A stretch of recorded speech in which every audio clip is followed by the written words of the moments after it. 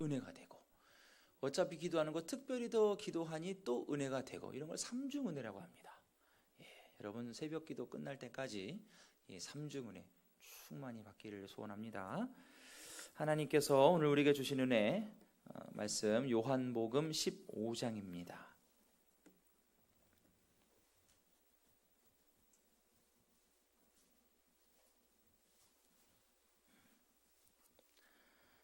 요한복음 15장 9에서 11절 말씀입니다. 저와 여러분이 한 목소리로 하나님의 말씀 봉독해 올리겠습니다. 아버지께서 나를 사랑하신 것 같이 나도 너희를 사랑하였으니 나의 사랑 안에 거하라. 내가 아버지의 계명을 지켜 그의 사랑 안에 거하는 것 같이 너희도 내 계명을 지키면 내 사랑 안에 거하리라. 내가 이것을 너희에게 이름은 내 기쁨이 너희 안에 있어 너희 기쁨을 충만하게 하려 함이라. 아멘. 내 사랑 안에 거하리라, 내 사랑 안에 거하리라 라는 제목으로 하나님의 말씀 증거하도록 하겠습니다. 저희 집은 저수지 옆에 있습니다. 그 저수지에 큰 마을이 두 개가 있었습니다.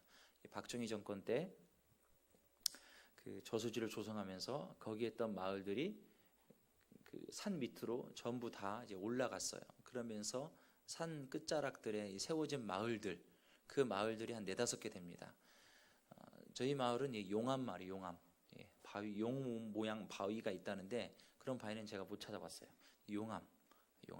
저희 집은 쌍암동, 좀 어감이 좀 그렇지만 쌍암입니다. 쌍암동. 그 바로 윗동네에 답곡 마을이 있고, 저 위에 가면 또 부여 마을이 있고, 저 위에 가면 회룡 마을이 있어. 이렇게 마을들이 저수지에 있는 마을들이 이렇게 올라가서 이렇게 만들어졌어요. 만들어지면서 저희 집이 있는 데는 이제 동네하고 뚝 떨어져 있습니다. 보게 되면 명당이 뭐냐면 산 능성이 쭉 타고 내려오다가 능성이 끝부분에 거기가 이제 명당이라고 하거든요, 대부분. 그래서 그 끝부분에 보면 뭐가 있느냐, 묘지가 있습니다. 매장지들이 있어요. 저희 집 옆에도 산 능성이 쭉 내려오다가 이 명당이 있어요. 묘지가 한 5분 정도 이렇게 있습니다. 그래서 묘지 옆에 저희 집이 있는 거예요. 그러니까 우리 집은 이쪽 명당이 아니고 허당이에요. 계곡에 있어요.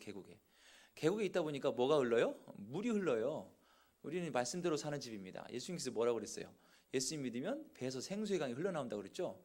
여름이 되면 항상 우리 집 물이 흘러요. 그래가지고 저희 아버지가 어떻게 했냐면 흐르는 골짜기에다가 담을 쌓고 거기다 관을 묻었어요. 그리고 매립을 시켜버렸어요. 왜? 비가 많이 오면 이 물이 넘쳐가지고 마당에 물반, 이 마당반이에요. 해가지고 비가 많이 오잖아요. 그러면 신발 벗고 바지 걷고 이제 집에 들어가고 막 그렇게 했었어요. 그 다음에 또 집에 방마다 제습기가 있습니다. 성능 좋은 제습기. 엄청나게 커요. 이 의자만 할걸요 아마 제습기가. 여름에 가면 방에서 못 잡니다. 거실에서 자야 돼요. 왜?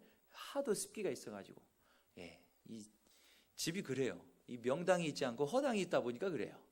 그래가지고 저희 아버지가 보수공사를 한다고 그 집을 자꾸 요만한 집을 그 위에 크게 져가지고 또 공사하고 또 지대를 올려가지고 또 습기가 그런다고 안 올라오나요? 계속 올라오죠. 저희 아버지 와, 야 천국 가면 더 좋은 데 있을 텐데 뭐하러 더 고치냐 그러고 대충 고치고 사셔요. 저희 아버지 지론입니다.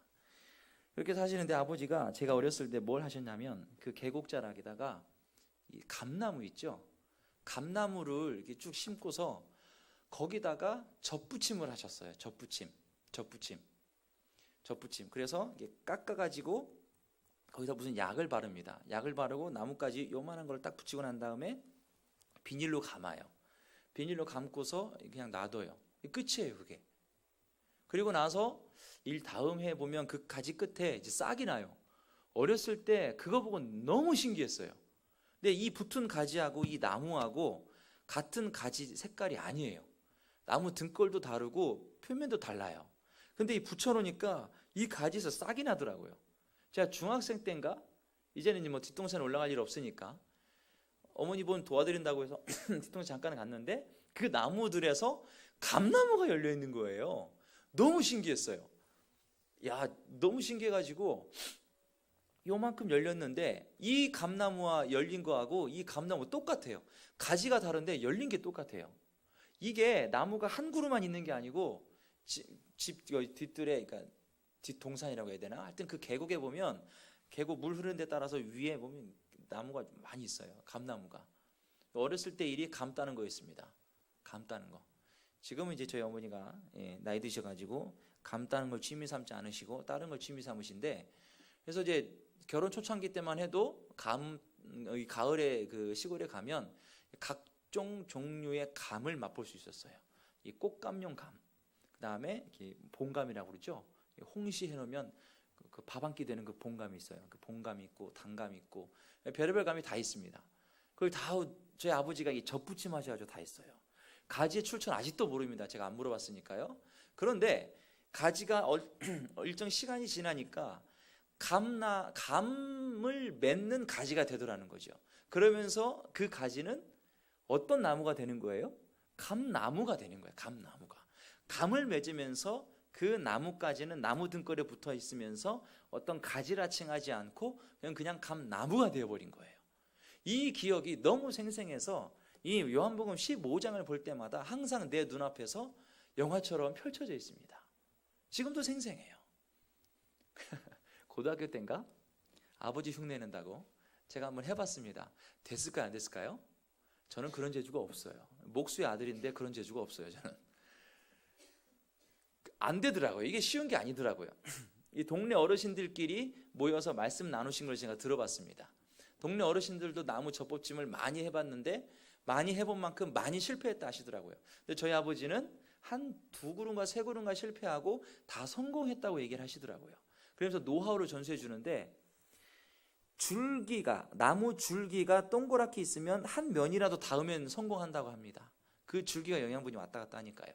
이게 고등학교 때까지 이제 생물 시간에 잘 듣고 졸지 않으면 이 나무 줄기만 붙어도 젖붙임 성공한다는 걸 누구나 알 수 있어요. 근데 옛날 어르신들은 그런 게 없지 않습니까? 경험에 의해서 그렇기 때문에 이제는 이제 좀 할 것 같아요. 이론상 줄기만 붙으면 되니까.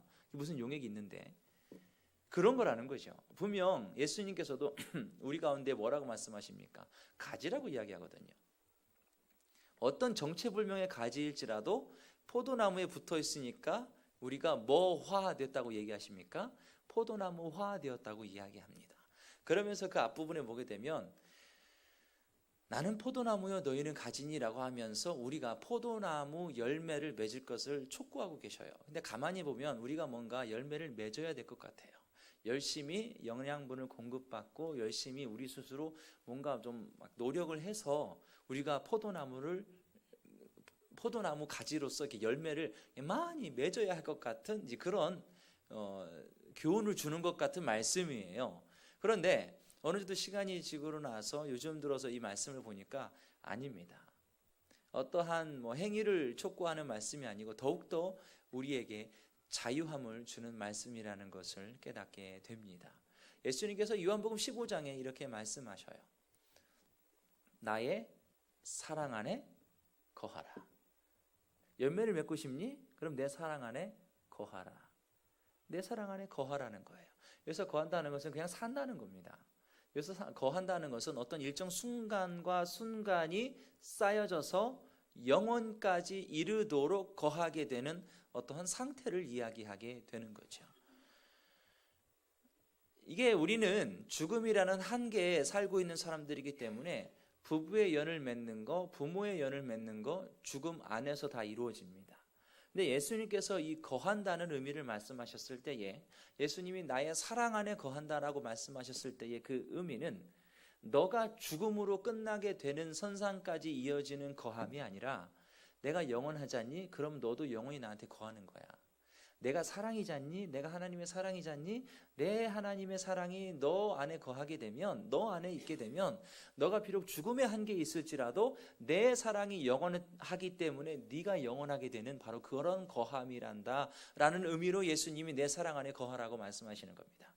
이 말은 너가 열매를 많이 맺고 조금 맺고 그 어떤 정도의 차이가 중요한 게 아니고 너가 나의 사랑 안에 머물러 있는 것이 먼저라고 이야기하고 있는 것입니다. 저도 처음에 볼 때는 어렸을 때 이렇게 많이 교육받았어요. 포도나무, 우리는 열매를 많이 맺어야 합니다. 열매로서 그 나무를 알겠다고 예수님이 말씀하셨습니다. 열매를 맺지 못하면 찍어 불에 던지운다고 말씀하셨기 때문에 우리는 열매를 많이 맺어야 합니다 라고 이야기 들었고 저도 그렇게 배웠어요. 그럼 열매를 어떻게 많이 맺어야지? 성령의 9가지 열매를 맺으면 됩니다. 사랑과 희락과 화평과 온유와 줄 9가지를 그럼 여러분 몇 가지를 맺고 있습니까? 사랑은 한 것 같은데 온전히 못한 것 같고, 절제는 한 것 같은데 오늘 못한 것 같고, 양성은 한 것 같은데 9가지 하나 따져보면 어떤 정도에 따라서 내가 맺은 것 같기도 하고 아닌 것 같기도 하고 아닌 것 같기도 한 것 하긴 조금 억울하고, 그렇다고 맺었다고 하긴 조금 자신이 없고, 이런 상태로 왔다리 갔다리 하면서 아닌 것 같은데 그런 것 같고 매일같이 헷갈리는 생활 속에서 살아왔던 그런 모습들, 제가 그렇게 배웠었고 그렇게 해야 되는 줄 알았어요. 그러다 보니까 그래, 열매를 맺어야지. 그래, 기도를 못했었어. 말씀을 못 봤었어. 전도를 못했었어. 이러면서 계속 안 되는 것만 바라보면서 뭐를 채찍질하게 돼요? 내 자신의 행동만 채찍질하게 돼요. 그렇게 평생 열매를 맺으려고 하면 내 안에 열매를 딸 수 있어요, 없어요? 없어요. 그럼 주 앞에 섰을 때에 맨날 안 되는 것만 가지고 회개하게 되는 거예요. 그럼 주님 입장으로 봤을 때에는 이미 주님이 뭐라고 말씀하십니까? 내 사랑 안에 거하면 뭐가 충만하다 그래요? 기쁨이 충만하다 그래요. 기쁨이 충만하다 그래요. 기쁨의 열매, 이게 아니고 그냥 기쁨, 그냥 기쁨이 충만하다 그래요. 기쁨이 충만하기 때문에 예수님 사랑 안에 있으면 그게 다 이루어져 버리는 거, 그냥 되어져 버리는 거, 밥을 2공기 먹으면 배불러져 버리는 거듯이 그냥 예수님 안에 있으면 그게 다 그냥 이루어져 버리는 건데도 불구하고 우리는 해야 한다고 생각하기 때문에 자꾸 예수님 앞에 나가면 용서해 주옵소서 회개하고 계속 눈물을 짜내고 그러는 거죠. 그러니까 자유함이 없어요. 그러니까 뭔가 항상 부족하다고 생각해요. 아니거든요.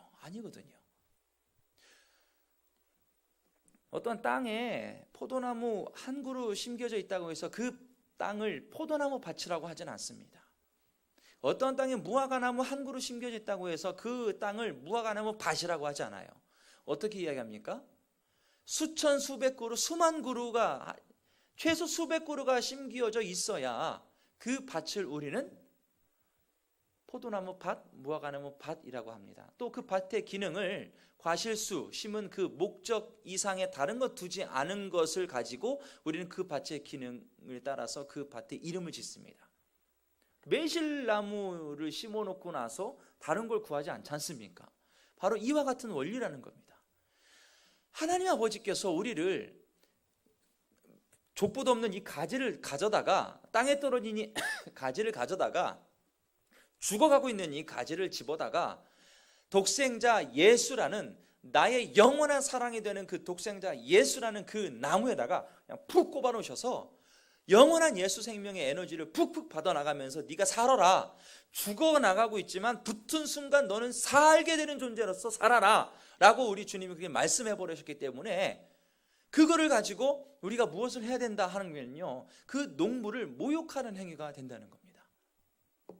자, 그러면 예수님이 자기 자신을 포도나무라고 했고 우리를 포도나무 가지라고 했고 우리가 맺어야 하는 포도 열매죠. 그러면 포도나무가 곧 예수 그리스도입니다.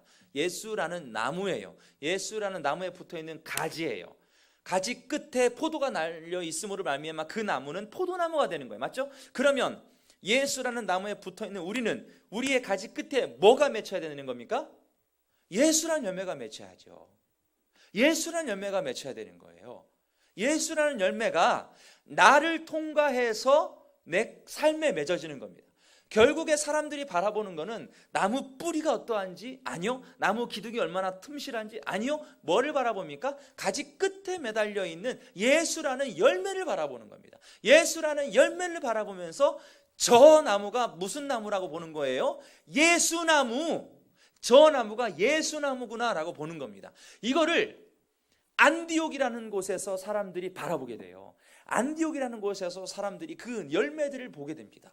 그 열매들을 보면서 사람들이 야, 지금까지 봐왔던 열매하고는 다르구나 라는 걸 깨닫게 돼요. 나무는 똑같아요. 나무는 다 똑같은데 그 나무들이 맺는 이 예수라는 열매를 보니까 뭔가 달라요.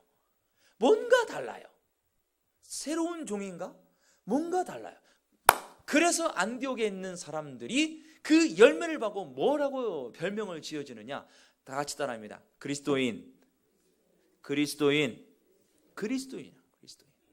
그리스도라는 나무에 붙어 있는 가지 끝에 예수라는 열매를 보고 엔 그리스투스, 예수 그리스도 안에 있는 자구나. 와, 저 사람들은 예수 안에 있는 자구나. 이야, 한 번도 예수 그리스도가 누구인지를 못 만나봤던 사람들이 예수라는 열매를 바라보고 그리스도인이다 라고 이야기하는 겁니다. 신기하지 않습니까? 한 번도 본 적도 없고 들어본 적도 없고 만나본 적도 없는 사람들이 예수라는 열매를 맺은 사람들을 보고서 그리스도인이라고 칭한다니까요. 예수님이 포도나무에 너희는 가지니라고 했었을 때 바로 이런 개념으로 말씀하신 겁니다. 어떠한 맺음이 아니고 우리가 그냥 그와 더불어 먹고 나는 그로 더불어 먹는, 나는 그로 들어가 그는 나로 들어와, 문을 열기만 하면 함께 더불어 먹고 마심으로 말미암아서 내 삶의 끝자락에 예수라는 열매를 바라보고 사람들이 누구를 바라보게 돼요? 예수를 바라보게 되는 거예요. 우리가 읽은 본문 8절을 보게 되면 그 원리가 더 정확하게 나타나 있습니다. 다 같이 볼까요? 8절에 보게 되면 너희가 열매를 많이 맺으면 내 아버지께서 영광을 받으실 것이요 너희는 내 제자가 되리라. 이걸 보면 번역상의 오해 때문에 뭔가 또 열매를 맺어야 될 것 같아요. 하나님의 영광을 가리우는 행동들을 그만 접어버리고 내가 뭔가 막 해야 될 것 같아요. 아니요. 아닙니다. 절대 그런 의미가 아닙니다. 열매를 많이 맺는다는 개념 제가 방금 이야기했습니다. 이 말은 바로 믿음으로 해석될 수 있는 부분인데요. 내가 예수 그리스도를 어디까지 믿고 어느 부분을 믿고 또한 어떤 환경에서까지 고백하느냐에 따라서 내 삶의 모든 영역 속에서 예수 그리스도로 고백될 수가 있는 것입니다. 이게 어려운 환경일수록 쉬운 환경일수록 어떤 환경이 변화될수록 그런 환경이 아니거든요. 포도나무는 그냥 그대로 포도나무인 거예요. 나무가 사람들에게 존경을 받는 어떤 대상이 될 수도 있는 이유가 무엇입니까? 조용히 묵묵히 우리하고 소통이 되진 않지만 바람이 부나 비가 부나 뭐가 부나 하여튼 간에 환경의 지배를 받지 아니하고 꿋꿋하게 그 자리에서 있는 그대로 그냥 존재하는 거 아니겠습니까? 바로 그와 같다는 것입니다. 우리가 예수 안에 거한다라고 했을 때 예수 안에 그냥 살아내버리는 거예요.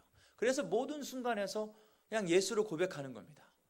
그냥 쉬운 말로 그냥 아주 쉽게 계단에 내려가다가 다 내려가서 갑자기 다리가 풀려가지고 주저앉으면서 넘어질 것 같은데 난간을 잡으면서 아이고죠 이러면서 넘어지는 거, 이거 예수 열매 맺는 삶이라고도 할 수 있어요. 뭔 일이 일어나면 아이고 어쩐디야 이렇게 하는 것보다 아이고 주님 어떻게 합니까? 라고 먼저 주님에게 이 감탄사로 얘기하는 거, 사소한 거지만 예수의 열매를 맺어나가는 하나의 행위가 될 수 있는 거죠.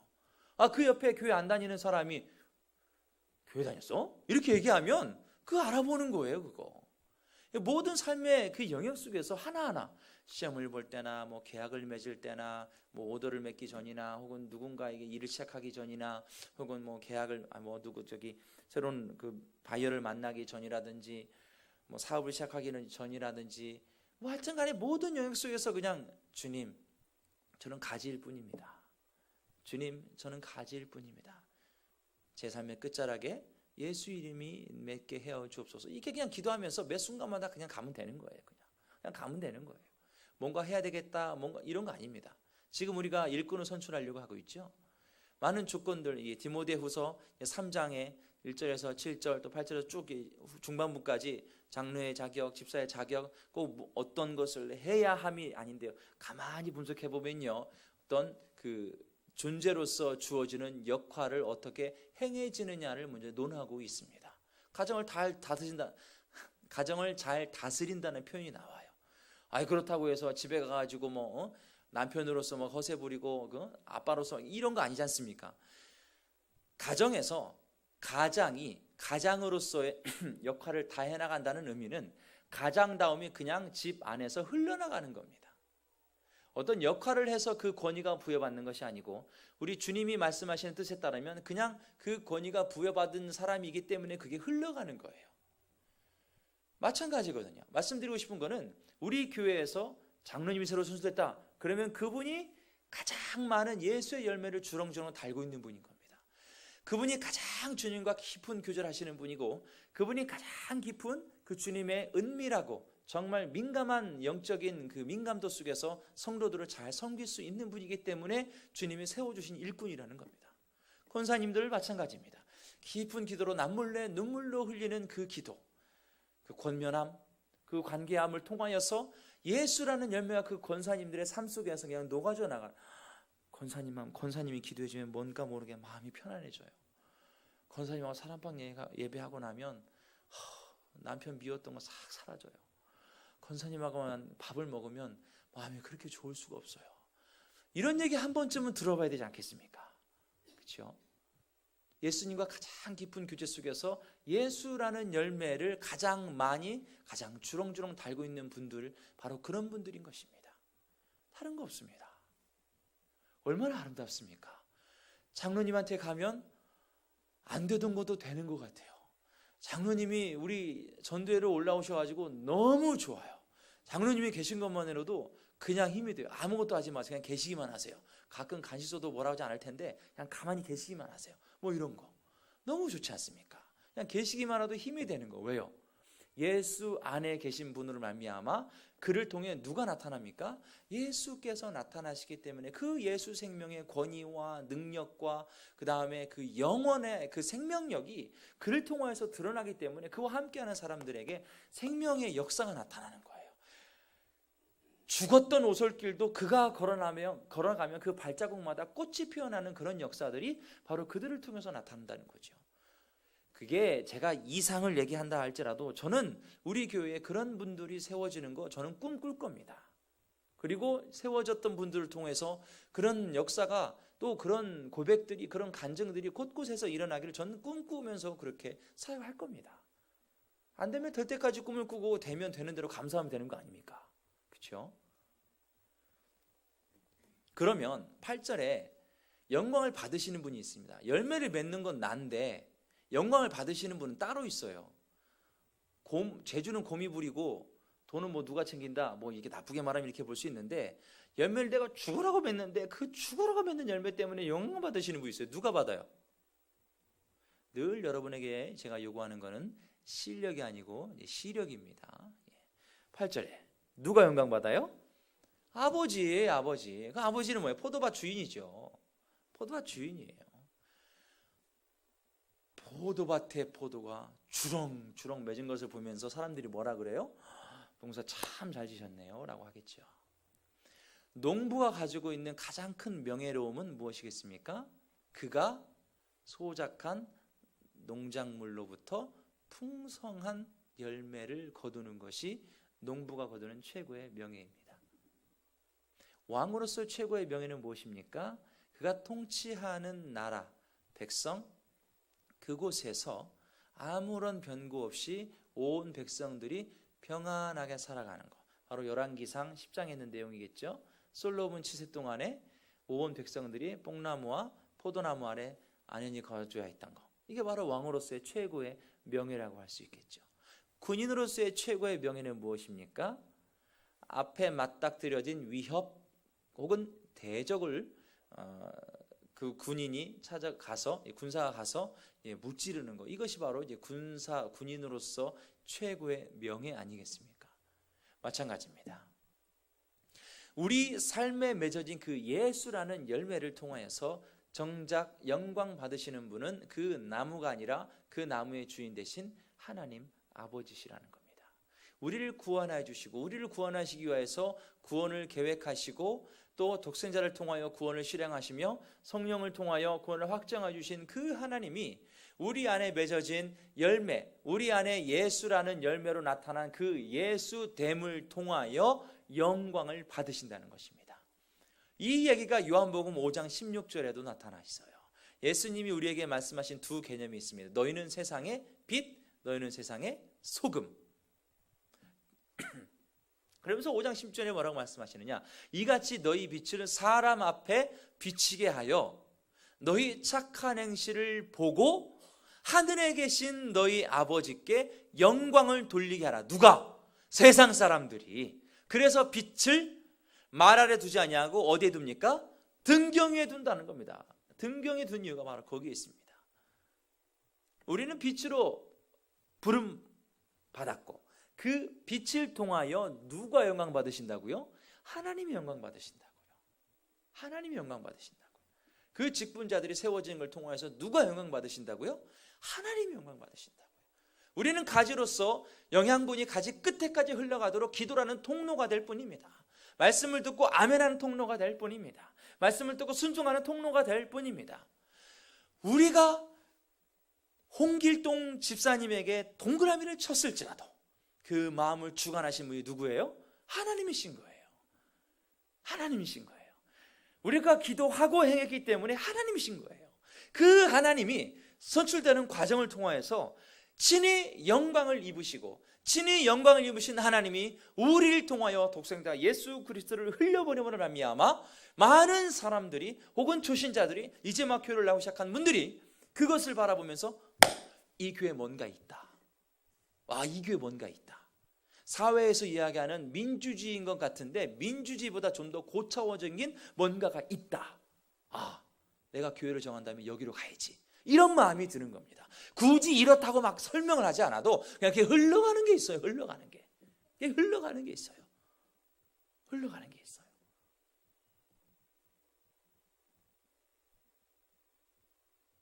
예수께서는 가지인 우리가 끝까지 예수 생명이라는 열매를 맺기까지 절대 우리를 포기하지 않으십니다. 절대 우리를 찍어 버림 당하도록 놔두지 않으십니다.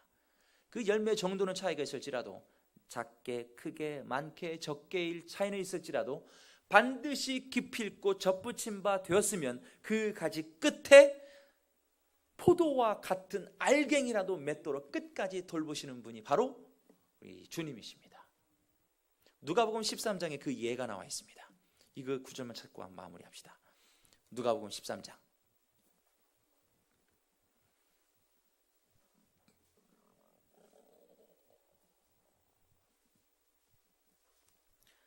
누가복음 13장 6절에서 9절을 보게 되면 이런 말씀이 있습니다.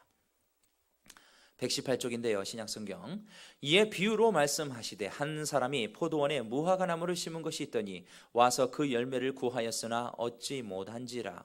포도원 지기에게 이르되 내가 3년을 와서 이 무화과 나무에서 열매를 구하되 얻지 못하니 찍어버리라. 어찌 땅만 버리게 하겠느냐. 대답하여 이르되 주인이여 금년에도 그대로 두소서. 내가 두릅하고 거름을 줄이니 이후에 만일 열매가 열면 좋거니와 그렇지 않으면 찍어버리소서 하였다 하시니라. 어떤 정신 나간 농부가 무화과 나무를 다 뽑아버리고 그 땅에 포도나무를 심습니다. 굉장히 정신 나간 농부입니다. 성경에서 가장 좋은 나무는 감람나무와 포도나무입니다. 성전에서 제사를 드릴 때 땔감으로 쓰는 나무는 열매 맺지 못하는 무화과 나무입니다. 땔감이에요. 땔감으로 제일 많이 쓰이는 나무가 이 무화과 나무입니다. 그래서 길에 아무데나 흔할 수 있는 게 바로 무화과 나무예요.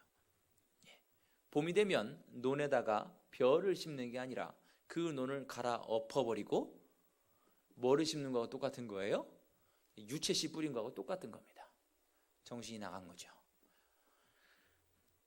그 정신 나간 농부가 포도나무를 밀어버리고 무화과 나무를 심은 다음에 3년을 기다립니다. 성경에서 말하는 3년은 우리가 이야기하는 심은 지 3년이 아닙니다. 레위기서에 보게 되면 나무를 심고 난 다음에 3년 동안 먹지 말라요. 왜? 할례 받은 게 아니기 때문에. 그래서 3년을 왔다 그 뜻에 3년 중에 첫 번째 해는 바로 나무를 심은 지 4년째가 된 겁니다. 3년에 두 번째 해는 나무를 심은 지 5년째가 되는 거예요. 이해가 되시죠? 3년째는 나무를 심은 지 6년째인 건데 거기서 1년을 더합니다. 그 말은 나무를 심은 지 3년째는 할례받지 못한 거로 아무리 많은 열매를 맺어도 안 따먹습니다. 나무를 심고 나서 4년째, 그때는 누구 거예요? 하나님 거죠. 하나님 겁니다. 나무를 심은 지 5년째 됐을 때에 이 농부가 찾아온 3년의 첫 번째 해가 되는 겁니다. 두 번째 해가 6년이고 3년이면 7년째니까 안식년이죠. 그러면 8년째에 찾아와서 열매를 봤는데 열매를 본 거예요? 못 본 거예요? 못 본 거예요. 못 본 거예요. 얘기했죠? 농부는 농부로서의 명예를 뭘로 얻는다고요? 수많은 토산물로 그의 명예를 취하는 겁니다. 그럼 이 정신 나간 농부는 명예가 지금 땅바닥에 떨어진 거죠. 누구도 납득할 수 없고 누구도 이해할 수 없는 그 지금 상황이 된 겁니다. 열 받겠어요? 안 받겠어요? 열 받죠. 열 받죠. 제 시골에 보게 되면 논농사 안 지고 거기다가 복분자 심으신 분들이 상당히 많이 있습니다. 복분자는 심으면 바로 그 다음 해에 열매를 딸 수 있거든요. 생산성이 상당합니다. 예, 안 드셔보셨죠? 좋아요. 그래서 많이 복분자로 설었는데 그거하고는 개념이 달라요. 복분자를 심었는데 8년 동안 아무런 열매를 맺지 못한다. 8년을 기다리겠습니까? 아니면 바로 그 다음에 뽑아서 버리겠습니까? 바로 뽑아서 버리죠. 그런데 어떻게 해요? 기다리는 거죠. 왜? 기다리신 거예요. 왜? 자기가 심었으니까. 자기가 구원했으니까 기다린 거예요. 도저히 안 되겠어서 어떻게 합니까? 찍어 버리라고 하죠. 그때 과원주의가 와서 뭐라고 합니까? 그대로 두소서. 제가 두릅하고 거름을 주고 물을 주겠습니다. 한 번 더 기회를 주옵소서라고 합니다. 우리 주님은요, 자기에게 붙어있는 가지는 그 가지가 어떤 상태이든지 끝까지 열매를 맺게 하시고자 결단코 그 가지를 포기하지 않으신다는 겁니다. 왜요? 우리 안에 무엇이 충만하게 하시기 위해서? 기쁨이 충만하게 하시기 위해서입니다.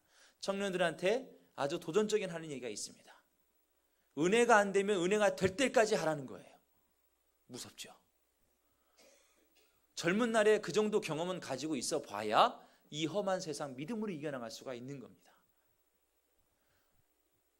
그렇다고 열심히 노력하는 의미가 아닙니다. 지금 이 순간 내가 예수 그리스도로 더불어서 예수 생명의 역사가 나를 통하여 예수라는 열매로 맺느냐 맺지 못하느냐는 얼마나 내가 잘하느냐 잘 못하느냐가 아니라 내가 예수라는 분을 예수되게 하느냐, 이 말은 내 안에 예수 생명의 역사가 있음에도 불구하고 그 생명 다음으로 살아내느냐 살아내지 못하느냐, 다시 한번 이 말은 내가 예수로 사느냐 죽느냐, 바로 삶의 문제이고 삶의 자리라는 것입니다. 내가 이 순간 예수를 고백하고 내가 지금 이 순간 주는 나의 힘이요 주는 나의 영원이시며 주님은 내 소망이 되십니다 라고 고백하면 그 순간 주님은 나를 통하여 영광 받으시고 나를 그 나무에 심기우신 꼽으신 접붙이신 그 하늘 아버지가 나를 통하여 그 순간 영광이 입혀지게 되는 겁니다. 그걸 확인하는 순간 내 안에 뭐가 충만해요? 기쁨이 충만해요. 이거를 요한 사도는 반모섬에서 확인합니다. 그 기쁨을 어떻게든 그대로 전달하고 싶어서 생생하게 기록을 하지요. 그것을 받아둔 소아시아 지역 유럽의 모든 교회의 성도들이 지하에서 촛불 켜면서 그걸 읽어보면서 눈물을 흘리는 겁니다. 아, 내 주님, 아, 내 주님, 아, 내 주님. 로마의 압제로부터 숨조차 하실 수 없는 그 처절한 상황 속에서 그래, 주님이 나와 함께 하시지. 그래, 주님이 나와 함께 하시지. 그 절절한 마디마디를 보면서 위로를 얻고 소망함을 품게 되고, 그러면서 뭘 얻게 돼요? 주님이 나와 함께 하시지 않은 그 기쁨이 내 안에 충만해지게 되는 겁니다. 그 주님이 다시 오신다고 했지. 성도 여러분, 마라나타, 마라나타. 일꾼이 새로 세워지면요, 여러분 꼭 안아줘서 축복해 주십시오. 주님 오시는 그날까지 예수 생명의 역사를 맺으며 달려나갑시다. 마라나타. 종말이 오는 그날까지, 예수께서 다시 오시는 그날까지 내 안에 계신 예수 그리스도가 나를 통하여 예수라는 열매가 맺어지도록. 권사님 같이 갑시다. 장로님 같이 갑시다. 집사님 같이 갑시다. 가정 예배할 때도 여보 같이 갑시다. 나와 당신이 우리 명성교회에 함께 있음으로 말미암아 우리는 포도나무 밭이 되는 거요. 당신이 없으면 어물쩡한 밭이 되는 거요. 함께 있어야 우리가 밭이 되는 겁니다. 함께 갑시다. 야, 이거 얼마나 큰 위로가 되고 얼마나 큰 격려가 되겠습니까? 그렇죠? 뭐 다 말씀드릴 수는 없겠지만 생활 형편들과 삶의 자리마다 이 주님이 붙잡고 계시는 그 마음 놓아버리면 너무나도 힘든 지경에 놓이실 분들 굉장히 많이 있습니다. 그냥 붙어 있기만 하면 우리 안에 기쁨이 충만하게 흘러감으로 말미암아 머뭇거렸던 사람들도 그 열매를 바라보고 그래 예수 믿으면 기쁨이 충만한 거구나 라고 우리가 교훈받을 수 있지 않겠습니까? 마지막 절입니다. 11절 내가 이것을 너희에게 이르면 내 기쁨이 너희 안에 있어 너희 기쁨을 충만하게 하려 함이라. 아멘. 어떤 일을 맡기든지 기쁨으로 감당하는 사람, 그는 성격이 좋아서가 아닙니다. 그는 예수 생명의 역사로 지금 그 순간 그 현장을 감사로 감당하고 있다는 증거가 되는 것입니다. 참된 일꾼이라 함은 바로 그 현장을 교회에서나 가정에서나 직장에서나 사역의 자리 그 모든 현장 속에서 일궈내는 거 아니겠습니까? 일이 많으면 많은 만큼 예수 생명의 역사가 흘러갈 수 있는 환경과 상황이기에 더욱더 기뻐할 수 있는 거 아니겠습니까? 자, 우리 안에 있는 기쁨, 우리 안에 있는 감사, 우리 안에 있는 영광 누구를 통하여서 일어납니까? 예수 그리스도를 통하여 일어납니다. 우리가 무엇을 해서가 아닙니다. 예수 사랑 안에 거하는 거, 예수 사랑 안에 있는 거, 예수 사랑 안에 있기만 해도 우리 안에 그런 역사는 그냥 흘러가게 되어 있습니다. 오늘 예수 생명의 역사로 기쁨으로 마무리하시고 일꾼 선출가뿐만이 아니라 사랑반 전도 축제 그리고 특별 새벽 기도회 또 여러분 삶에 맡기신 모든 거 다 그냥 예수님 안에 그냥 거하기만 하여도 그냥 그렇게 기쁨이 퐁퐁퐁 쏟아나는 그런 복된 삶이 되기를 주님의 이름으로 축복합니다. 우리 함께 기도했으면 좋겠습니다. 우리